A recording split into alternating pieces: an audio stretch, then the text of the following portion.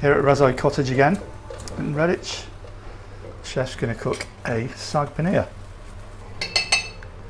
So just a little bit of oil. A little bit of oil, garlic and ginger paste. Like ginger paste. Kasuri methi. Yeah.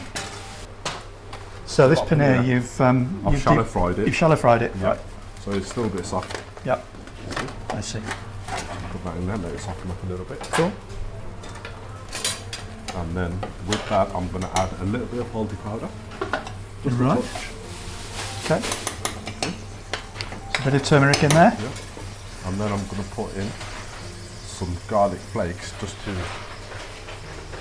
make it go nice with the spinach.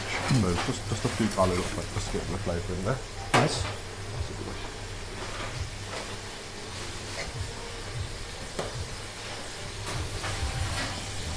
That tomato. That tomato, yeah. Bit of tomato. Coriander.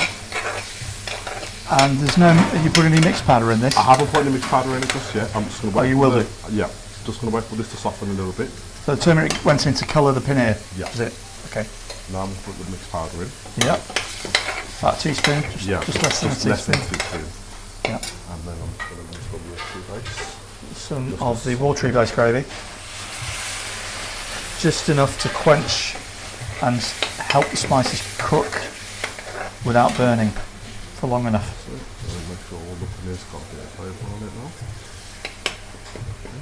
So now they all look pretty much coated. Just going to put a little bit of tomato puree in there. Yeah. This is a Saag Paneer side dish, by the way, just in case you're wondering about portion sizes. So it's not meant as a main meal. A bit of tomato puree. And then I've got some saag that I cooked. And some pre-cooked saag, which you cook with garlic and salt and... Yes, garlic, salt, a little bit of haldi powder, Yep. and a little bit of jeera. Okay, so a bit of cumin, coriander, a bit of cumin and turmeric. Nice little mix.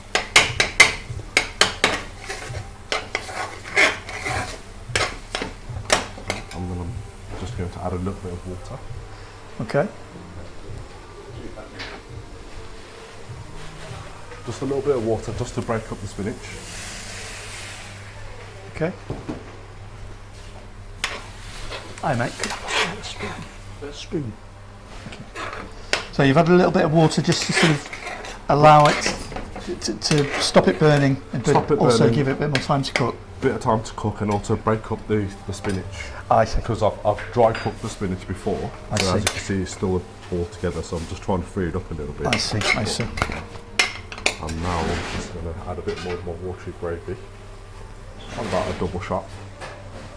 Okay, Just just going a to let touch. that cook away and that'll be it. Because Saag Paneer really is supposed to be a dry dish. So, A lot of people, sorry, go on. and I was saying it's on a fairly medium heat as well. Yeah. Not too high. Not too high, only because it will dry out really quick then. Yeah. Now that the paneer is soft and moist, there's low risk of it getting caught now, so we can put it up a Just little whack notch. the heat up. Yeah, I see. and then we'll just let it cook. And we get the smoky flavour out. I don't normally put a coriander in this one. I tend to go with the funny Greek, Yeah. just to add the intense flavour, especially with the spinach. Yeah. To finish it off with that. Finish it off, and I think we're pretty much No, ready in shortly. Yeah, that's great.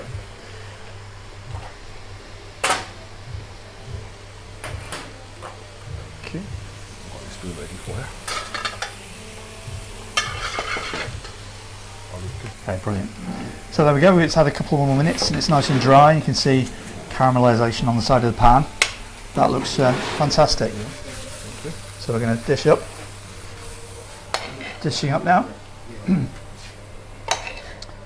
Got a fantastic colour. No. Great. Still very hot.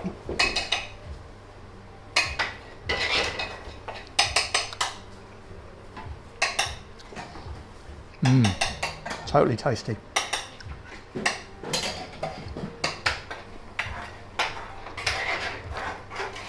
Amazing. Yeah, it's very nice Saag Paneer. So this is Richard Sayce signing out from Rasoi Cottage in Redditch. Thank you very much to Chef Rubin for allowing me into the kitchen for filming. See you soon.